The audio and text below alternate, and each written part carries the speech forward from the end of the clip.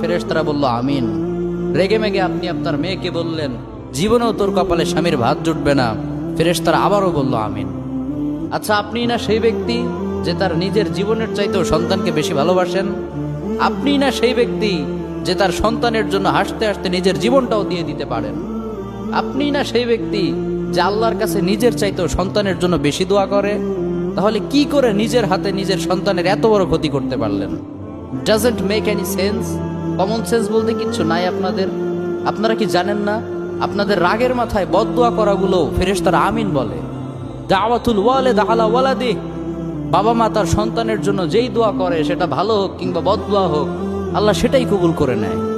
এজন্য খবরদার, never curse your children. রাগের মাথায় কখনো সন্তানকে অভিশাপ করবেন না। খুব বেশি রাগ উঠে গেলে তার জন্য উল্টা ভালো দোয়া করেন।